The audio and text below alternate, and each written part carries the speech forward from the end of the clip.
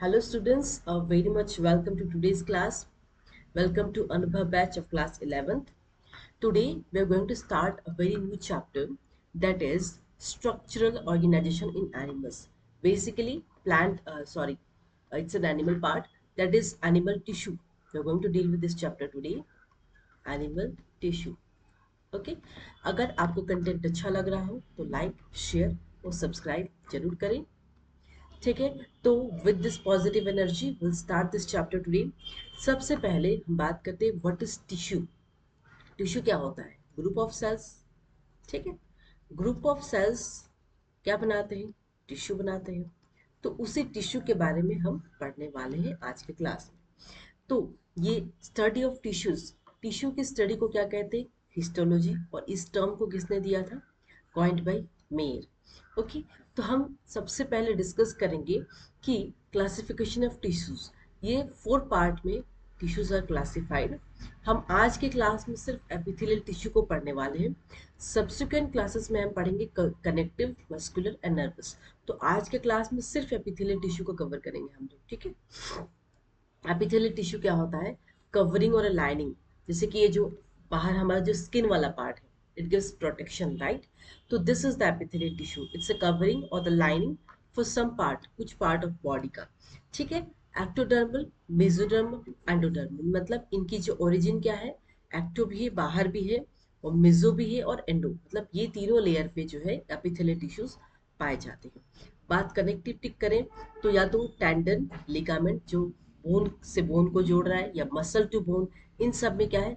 Connect हो रहा है। मसल और बोन कैसे कनेक्ट हो रहे हैं? टेंडन या लिगामेंट के थ्रू। ठीक है, तो ये हाँ चीजें हम कनेक्टिव टिश्यू में पढ़ने वाले हैं। ये क्या है? मेसोडर्मल है, मेसोडर्म इन ओरिजिन। तीसरा हम बात करते हैं मस्क्यूलर की। तो मस्क्यूलर टिश्यू कैसा होता है? स्केलेटल, जो हमारा स्केलेटन है उसमें जो मसल्स है किससे जुड़े हैं? दैट इज उनमें क्या क्या मसल्स प्रेजेंट है? That is cardiac muscle present है मस्क्यूलर टिश्यू में, और वो कैसे होता है? मेसोडर्मल होते हैं। नर्वस की बात करें तो हम न्यूरॉन्स के बारे में पढ़ेंगे, न्यूरोग्लियल सेल्स के बारे में पढ़ेंगे, और ये क्या है? Ectodermal in origin. ठीक है, तो आज का क्लास हम स्टार्ट करते हैं विद द एपिथेलियल टिश्यू। तो इस टर्म को किसने क्वाइंट किया था? A scientist name Ruysch. सबसे इंपॉर्टेंट अगर हम एपिथेलियल टिश्यू की बात करें तो इसकी प्रॉपर्टी क्या होती है? हाई डिग्री ऑफ रिजनरेशन का मतलब होता है अगर आपको कभी जैसे कि स्किन, जैसे बोलते हैं ना चमड़ा निकल रहा है, तो आपने देखा होगा वाइट वाइट छोटे छोटे छोटे छोटे पूरी हाथ में हो जाता है। धीरे धीरे क्या होता है कि वो जो चमड़े निकल रहे हो लेकिन न्यू सेल्स जो है वो फॉर्म होता है। ठीक है, नए सेल्स आ जाते हैं, स्किन सेल्स। तो उसी तरीके से जो एपिथेलियल टिश्यू है वो रीजनरेट, जो सेल्स है वापस से वो रीजनरेट हो जाते हैं। ओके, इनमें ब्लड सप्लाई नहीं होती। ठीक है, they are avascular, that means they are without any blood supply. अगर आपकी चमड़ी अगर निकल भी रहे हैं तो देखो, अगर वहाँ कट नहीं है, कट होगी तो जाहिर सी बात है ब्लड होगा। कट नहीं है, खुद से चमड़े निकल रहे हैं, तो वहां देखना आपने, वहां कोई ब्लड सप्लाई नहीं होती है, वापस से जो है धीरे धीरे स्किन जो है वापस से रीजनरेट हो जाती है। ठीक है, cells are compactly packed. Cells जो है वो कंपैक्टली पैक्ड होते हैं, उनमें कोई इंटरसेलुलर स्पेसेस जो है, इंटरसेलुलर स्पेसेस क्या होता है? एब्सेंट होता है, या आप कह सकते हैं वेरी लिटिल इंटरसेलुलर स्पेसेस। ठीक है, सेल्स के बीच। अभी हम इमेजेस दिखाएंगे तो ज्यादा क्लियर होगी। ये दिख रहा है आपको? सिंपल स्क्वामस सेल्स कितनी कंपैक्टली अरेंज्ड है ना? चलिए, अब हम बात करेंगे कि ये हो गया अबाउट द प्रॉपर्टीज की एपिथेलियल टिश्यू। ये दिख रहा है आपको येलो वाला, ये मेम्ब्रेन है, बेसमेंट मेम्ब्रेन। इसके ऊपर जो ये सेल्स दिख रहे हैं एपिथेलियल सेल्स है। ठीक है, जो सेल्स अरेंजमेंट जो दिख रहा है इस तरीके से अरेंजमेंट है उसको कहेंगे एपिकल, और अगर सीधे इस तरीके से तो लैटरल, और नीचे वाला हिस्सा इसको कहेंगे बेजल। ठीक है, तो जो बेसमेंट मेम्ब्रेन है वो कैसा? ए सेलुलर है, दैट मीन्स यहाँ पे सेल्स एब्सेंट है। और अगर बेसमेंट मेम्ब्रेन की बात करें तो वो किससे बना है? बजल लेमिना प्लस कोलाजन 5। इसके नीट पॉइंट ऑफ व्यू से भी आपको ध्यान रखना है। और जो बेसमेंट मेम्ब्रेन है उसमें क्या क्या कंपोनेंट्स प्रेजेंट है? That is hyaluronic acid plus glycoprotein. तो ये भी नीट पॉइंट ऑफ व्यू से आपके लिए इंपॉर्टेंट है। So this you have to remember. So classification of epithelial tissue क्या है? simple compound.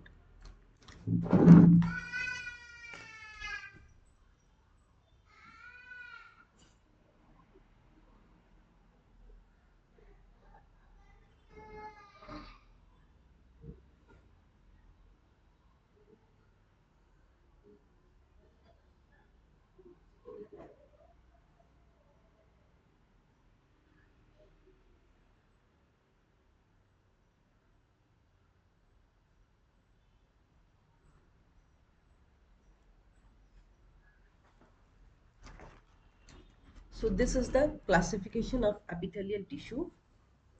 ओके तो सिंपल है और कंपाउंड, टू टाइप्स में एपिथेलियल टिश्यू जो है क्लासिफाइड है। सिंपल की बात करें, ये दिख रहा है सेल्स बिल्कुल ही सिंगल लेयर में अरेंज्ड है, दिख रहा है आपको, सिंगल लेयर ऑफ सेल्स है इसमें। और अगर इसके फंक्शन की बात करें तो कैसे, क्या फंक्शन है इसका, एक्सचेंज है, फिल्ट्रेशन है और absorption. Simple squamous tissue, I mean simple epithelial tissue. Compound की बात करें तो इनके पास दिख रहा है आपको बहुत सारे, काफी सारे मल्टीपल लेयर्स हैं। दैट मीन्स ये जो सेल्स है, जो कंपाउंड एपिथेलियल टिश्यू है, ये प्रोटेक्शन का काम करेगा। ठीक है, फंक्शन इसका याद रखिए आपको, that is protection. Okay, so let's discuss about the types of simple and type of compound. Compound tissues कितने टाइप के हैं, squamous, cuboidal, columnar, NER, okay. उसके बाद pseudo stratified एंड ग्लैंडुलर, ये हो गया सारे सिंपल एपिथेलियल टिश्यू। कंपाउंड की बात करें तो ट्रांजिशनल एंड स्ट्रेटिफाइड। चलिए अब हम ये सारे डायग्राम देखते हुए डिस्कस करेंगे। सबसे पहला है सिंपल स्क्वामस टिश्यू।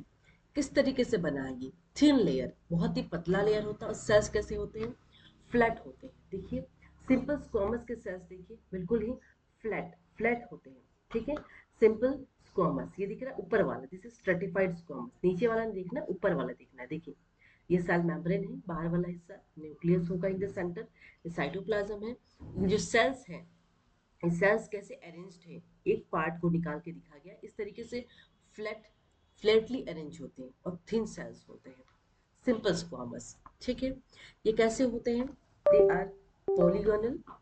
ठीक है, पॉलीगोनल शेप इनका पॉलीगोनल होता है। इरेगुलर, इनकी सेल बाउंड्री दिख रहा है, ये सेल बाउंड्री ये कैसा है, बिल्कुल ही इरेगुलर है।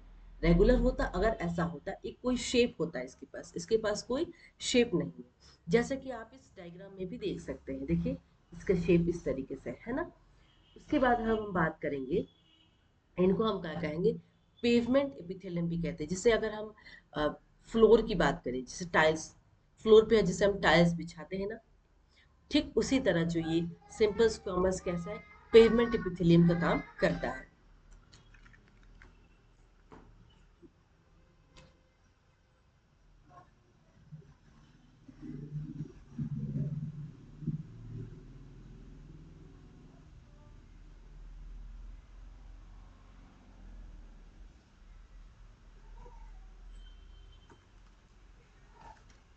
I am so sorry for the disturbance.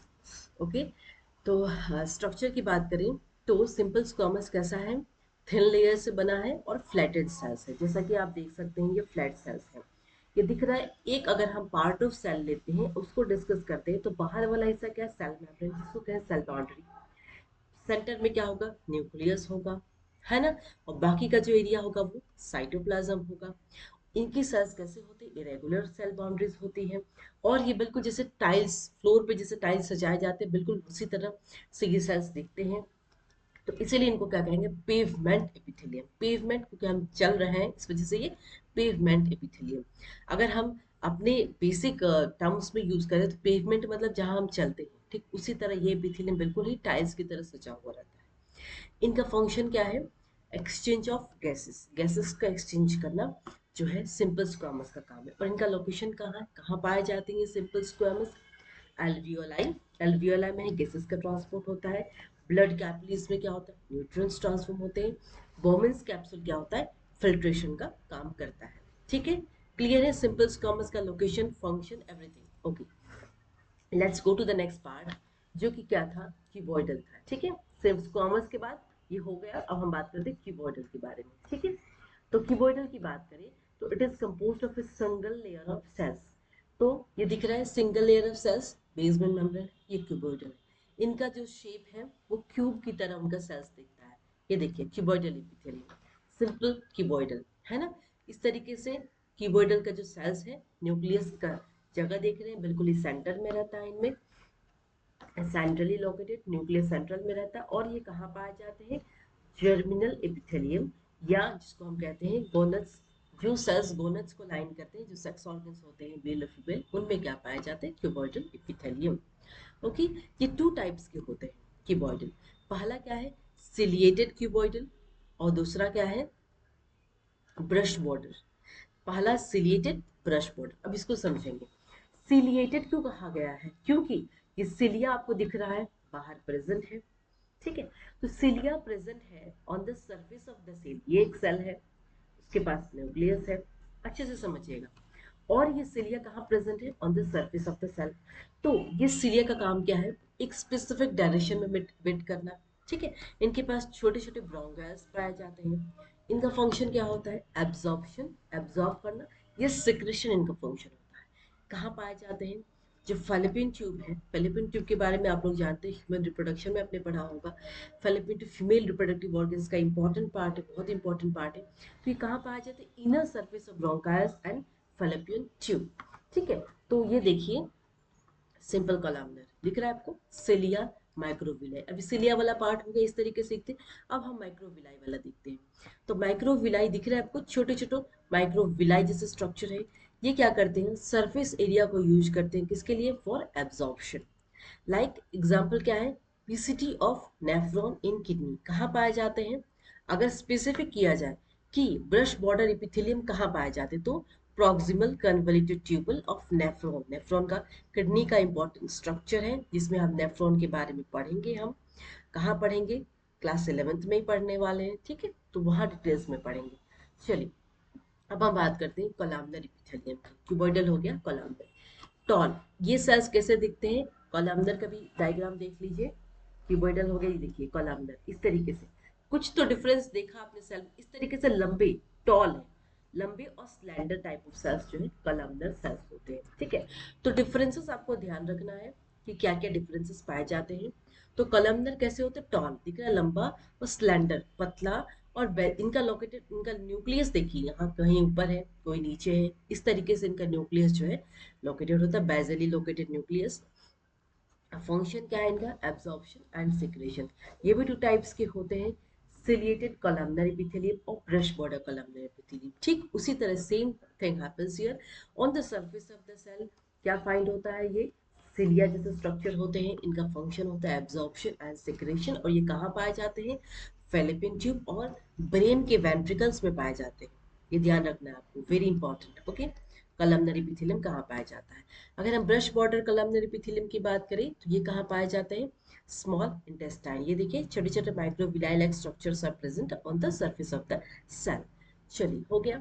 अगर हम बात करें अब स्ट्यूडो स्ट्रेटिफाइड एपिथेलियम, ये देखिए स्यूडो स्ट्रेटिफाइड एपिथेलियम, देखिए स्यूडो स्ट्रेटिफाइड दिख रहा है आपको, ये कॉलमनर है और ये ट्रांजिशनल है। तो इसके डिफरेंसेस पढ़ेंगे हम लोग। चलिए ये देखिए, ये कैसे सेल्स होते हैं, ये लंबे सेल्स होते हैं, या ये देखिए ओवल शेप का सेल है, या तो बेजल सेल है, राउंड शेप्ड न्यूक्लियस है। तो इस दो टाइप ऑफ सेल्स मिलते हैं कहाँ हमें, स्यूडो स्ट्रेटिफाइड एपिथेलियम में। टू टाइप्स के होते हैं, सिलिएटेड स्यूडो स्ट्रेटिफाइड और स्मूथ स्यूडो स्ट्रेटिफाइड।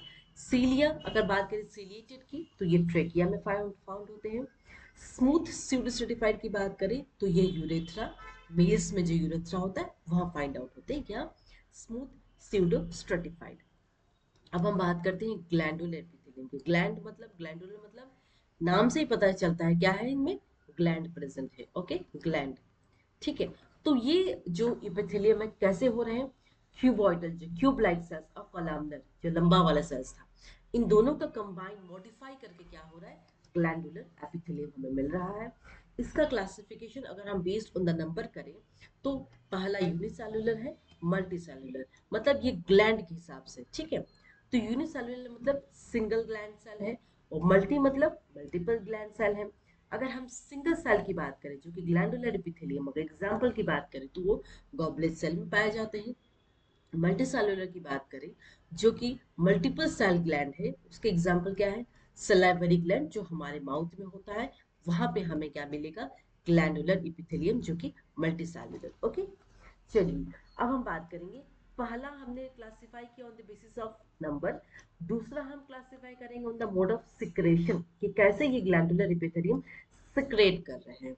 तो पहला अगर हम बात करें एक्सोक्राइन ग्लैंड्स और एंडोक्राइन ग्लैंड्स। एक्सोक्राइन ग्लैंड्स के पास डक्ट्स होता है, इस तरीके से डक्ट्स होता है जैसे कि मैमरी ग्लैंड हो गया, और एंडोक्राइन ग्लैंड के पास क्या होता है? डक्ट नहीं होता। एग्जाम्पल क्या है? हाइपोथैलेमस। ओके, अगर हम बात करें सेकंड क्लास की, जैसे कंपाउंड एपिथेलियम, ठीक है, तो सिंपल हो गया। अब कंपाउंड की बात करें, कंपाउंड थोड़ा सा कॉम्प्लिकेटेड होगा। जैसे कि इसमें क्या है? ये सेल्स दिख रहा है कैसे अरेंज्ड है। येलो वाला क्या है? क्यूबॉइडल है। और ब्लू वाला क्या है? 2 से 3 layer of pear shape cells है। और ऊपर वाला क्या है? रेक्टेंगुलर लेयर है। जो क्यूबॉइडल है वो क्या करता है? इट अलाउज स्ट्रेचिंग, वो स्ट्रेचिंग करने में हेल्प करता है। तो दूसरा क्या है? रेनल पेल्विस, यूरेटर्स और यूरिनरी ब्लैडर। दैट मीन्स जो ट्रांजिशनल एपिथेलियम है वो इनके सेल्स इस तरीके से अरेंज्ड होंगे। कहाँ पाए जाते हैं? Location is very important. Renal pelvis, ureters and urinary bladder. तो ये ध्यान रखना है आपको। सेल्स कैसे अरेंज्ड हो रहे हैं, टाइप्स ऑफ सेल्स दिख रहा है आपको, शेप्स ध्यान रखिए। पियर शेप सेल्स है 2 से 3 लेयर के, नीचे वाला क्यूबॉइडल है और ऊपर वाला रेक्टेंगुलर लेयर है। इस तरीके से जो ट्रांजिशनल सेल्स जो अरेंज्ड है, let me see the photo. यहाँ पे है, ये देखिए ट्रांजिशनल, इस तरीके से सेल्स जो है अरेंज्ड है। क्लियर है? चलिए, हो गया अबाउट द ट्रांजिशनल। अब हम बात करेंगे स्ट्रेटिफाइड। स्ट्रेटिफाइड में 2 टाइप्स के होते हैं, ठीक है। तो नॉन कैरेटिनाइज्ड और कैरेटिनाइज्ड। कैरेटिनाइज्ड वर्ड से पता चलता है keratin protein. Okay, the keratin protein is present.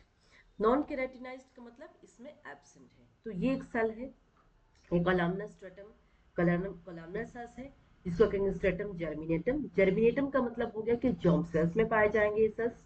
Non keratinized stratified squamous cells, ये क्या करते हैं? प्रोटेक्शन देते हैं। और ये ज्यादातर जो गीले एरियाज है, जो मोस्ट एरियाज है, उसको लाइन करते हैं, ये ध्यान रखिएगा। नॉन केरेटिनाइज्ड स्ट्रेटिफाइड स्क्वामस हमेशा मोस्ट एरियाज को लाइन करते हैं, जैसे कि वजाइना, जो vagina is the most areas. Buccal cavity, हमारा माउथ हमेशा गिला रहता है, वहां पे फाइंड होते कहाँ? Non keratinize stratified squamous.